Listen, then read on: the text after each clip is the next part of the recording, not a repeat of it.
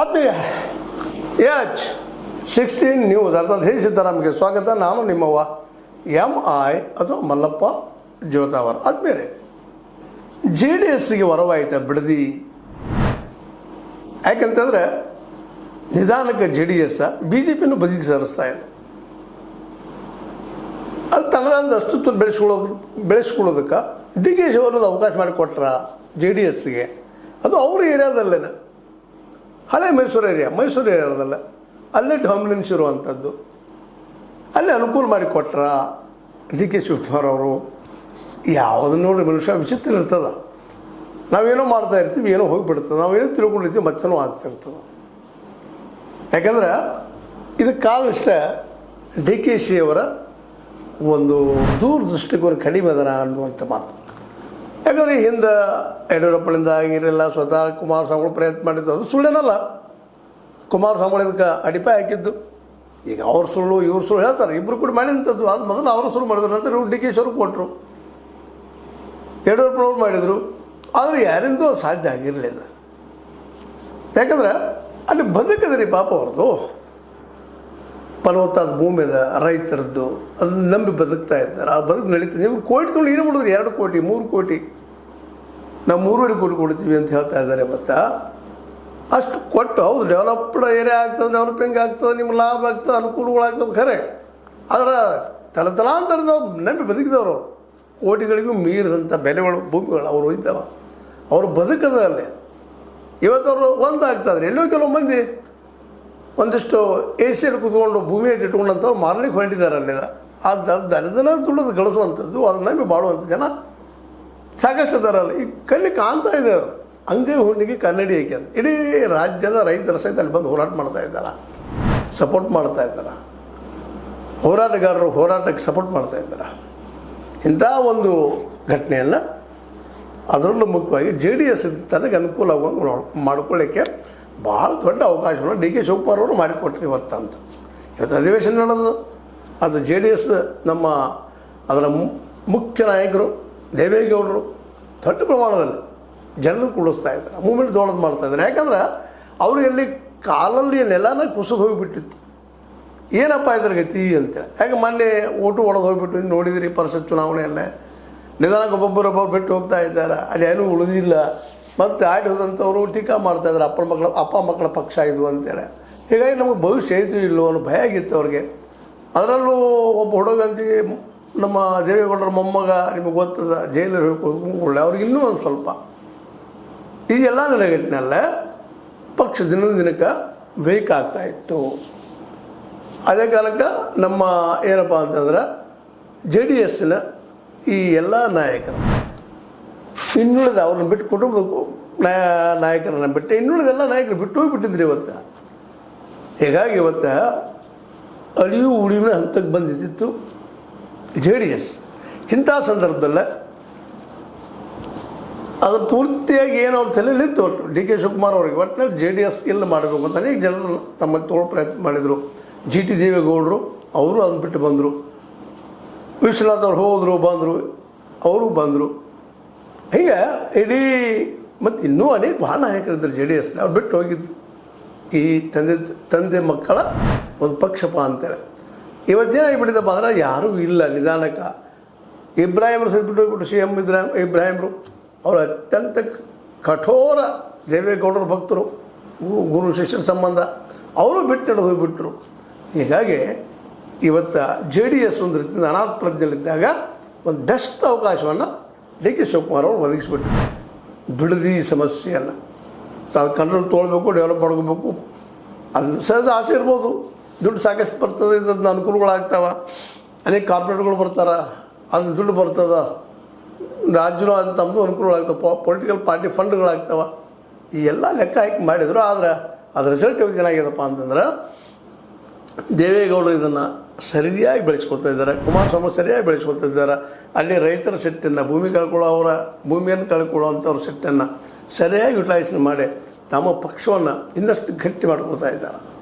ಹೀಗಾಗಿ DK ಶಿವಕುಮಾರ್ ಅವರು ಈ ಬಿಡದಿ ವಿಷಯವನ್ನು, ಟೌನ್ಶಿಪ್ಪನ್ನು ಅದಕ್ಕೆ ಕೈ ಹಾಕಿ ಮತ್ತು JDSಗೆ ಜೀವದಾನ ಮಾಡಿದರು ಅಂತ ಅನ್ನೋದ್ರಲ್ಲಿ ಎರಡು ಮಾತಿಲ್ಲ ಅಂತ ಅಲ್ಲಿ ಜನ ಮಾತಾಡ್ತಾ ಇದ್ದಾರೆ. ಮತ್ತು ರೈತರು ಸಹಿತ ಇವತ್ತು ಮಾಡಿರ್ಬೇಕು ತಪ್ಪ ಏನು ತಪ್ಪದ ಕುಮಾರಸ್ವಾಮಿ ಮಾಡಿದ್ದು ಅವ್ರು ಬಿಟ್ಟು ಕೊಟ್ಟರು ನಮಗೆ, ನಾವು ಬೇಡಿಕೆ ಇಟ್ಟು ಬಿಟ್ಟರು ಅವರು, ನೀವು ಯಾಕಂತ ಬೆಳೆಸ್ತಾ ಇದ್ದೀರಿ ಅಂತ ಕೇಳೋ ಪ್ರಶ್ನೆಗಳು ಶುರುವಾಗಿದ್ದಾವೆ. ಏಕವಚನದಲ್ಲಿ ಟೀಕೆಗಳು ಶುರುವಾಗಿದ್ದಾವೆ. ಜನರು ರೊಚ್ಚಿಗೆದ್ದು ಹೋಗ್ತಾ ಇದ್ದಾರೆ, ರೈತರು ಕೂಡ್ತಾ ಇದ್ದಾರೆ, ಮೂವ್ಮೆಂಟ್ ಜೋಡ್ದು ಹಿಡಿತಾ ಇದೆ.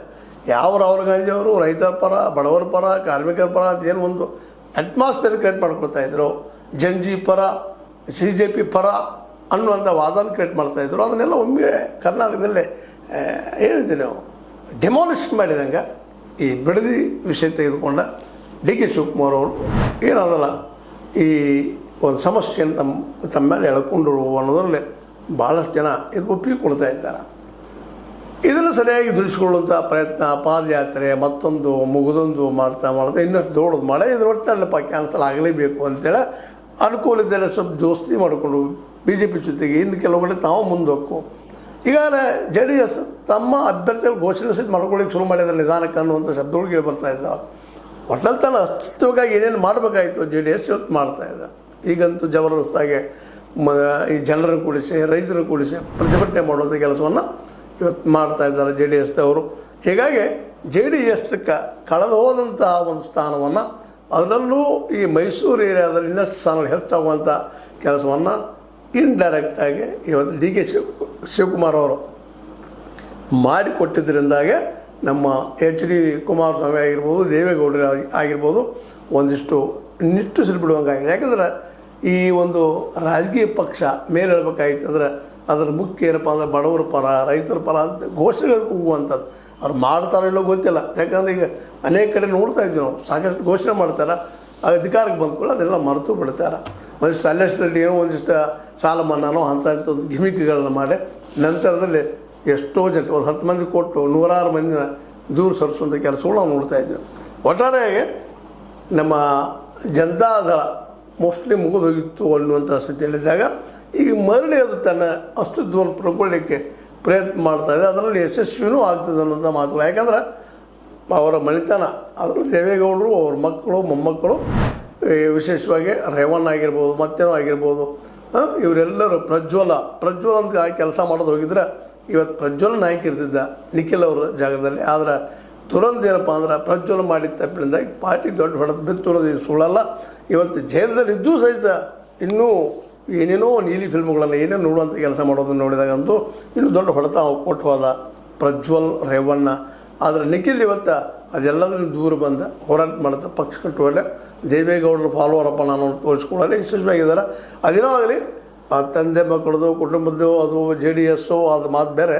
ಬಟ್ ಇವತ್ತೇನಪ್ಪ ಅಂದರೆ JDS ತನ್ನ ಅಸ್ತಿತ್ವವನ್ನು ಈ ಹಿಂದಿನ ಚುನಾವಣೆಗಿಂತ ಹೆಚ್ಚಿಗೆ ಮಾಡಿಕೊಳ್ಳುವಂಥ ಒಂದು ಅವಕಾಶವನ್ನು ಮಾತ್ರ ನಮ್ಮ DK ಶಿವರು ಅವ್ರಿಗೆ ಮಾಡಿಕೊಟ್ರು ಅನ್ನೋದು ಮಾತ್ರ ಭಾಳ ಜನ ಮಾತಾಡ್ಕೊಳ್ತಾ ಇದ್ದಾರೆ. ಆ ದಿಶೆಯಲ್ಲೇ ಈ ಸ್ಟ್ರೈಕ್ಗಳು, ಈ ಹೋರಾಟ, ಪ್ರತಿಭಟನೆ, ರೈತರ ಪರವಾಗಿ, ಬಿಡದಿ ರೈತರ ಪರವಾಗಿ ಹೋರಾಟ ಮಾಡುವಂಥದ್ದು ನಿಜವಾಗಿಯೂ JDSಗೆ ಒಂದಿಷ್ಟು ಏನಪ್ಪ ಅಂತಂದ್ರೆ ಈ ಮುಂದಿನ ಚುನಾವಣೆಯಲ್ಲಿ ತನ್ನ ಮುಖವನ್ನು ಉಳಿಸ್ಕೊಳ್ಳೋದಕ್ಕೆ ಸಾಧ್ಯ ಆಗ್ಬೋದು. ಬೇಡ ನಾಳೆ ಒಳ್ಳೆಯ 30-40 ಸೀಟ್ಗಳನ್ನ ಆಯ್ಕೆ ಮಾಡ್ಕೊಂಬಂದ್ರೆ ಈ ನಿಮಗೆ ಗೊತ್ತದ ಒಂದು ಅತಂತ್ರ ಒಂದು ಇದರ ಪರಿಸ್ಥಿತಿಯಲ್ಲಿ ಪ್ರಜಾಪ್ರಭುತ್ವದಲ್ಲೇ ಅವರು ಲಾಭ ಮಾಡ್ಕೊಂಡು ಮತ್ತೆ CM ಆದರೂ ಯಾರು ಆಶ್ಚರ್ಯ ಪಡಬೇಕಾಗಿಲ್ಲ ಅಂತ ಹೇಳ್ತಾ, ಇದು ನಿಮ್ಮ ಲೈಕ್ ಆಗಿರ್ಬೋದು. ಲೈಕ್ ಮಾಡಿ, ಶೇರ್ ಮಾಡಿ, ಕಮೆಂಟ್ ಮಾಡಿ, ಜೊತೆಗೆ ಸಬ್ಸ್ಕ್ರೈಬ್ ಮಾಡಿಸ್ಕೊಂಡು S16 ನ್ಯೂಸ್ ಅರ್ಥಾತ್ ಹೆಚ್ಚಿತಾರದು ಸತ್ಯ ಕೈಗಳಲ್ಲಿ ವಂದನೆಗಳು. ಆತ್ಮೀಯ ಸಾರ್ವಜನಿಕರಲ್ಲಿ H16 ಅರ್ಥಾತ್ ಸೀತಾರಾಮದಿಂದ ಒಂದು ಮನವಿ. ಈ ಸಂಸ್ಥೆ ಭ್ರಷ್ಟಾಚಾರ, ಅನ್ಯಾಯ, ಅತ್ಯಾಚಾರಗಳಿಂದ ನೊಂದವರ ವೇದಿಕೆ. ಅನ್ಯಾಯಕೋರರ, ಭೂಗಳ್ಳರ, ನಶಾ ಸಾರಾಯಿ ಮಾಫಿಯಾಗಳ ವಿರುದ್ಧದ ಧ್ವನಿ. ರೈತರ, ಕೂಲಿಕಾರ, ಕಾರ್ಮಿಕರ, ಬಿದ್ದ ಸಮುದಾಯ ಜನರ ಧ್ವನಿ. ಬೆಂಬಲವಾಗಿ ನಿಂತು ತನುಮನ ಧನದ ಸಹಾಯಕ್ಕೆ ಸಾರ್ವಜನಿಕರಲ್ಲಿ ಕೋರಿಕೆ. ದಾನದ ಸಹಾಯ ನೀಡಿ ಸ್ವಾತಂತ್ರ್ಯ ಪತ್ರಿಕೋದ್ಯಮ ಉಳಿಸಿ ಬೆಳೆಸಿ. ವಂದನೆಗಳು. ತಮ್ಮನ್ನೇ ನಂಬಿರುವ ಮಲ್ಲಪ್ಪ E. ಜೋತಾವರ್.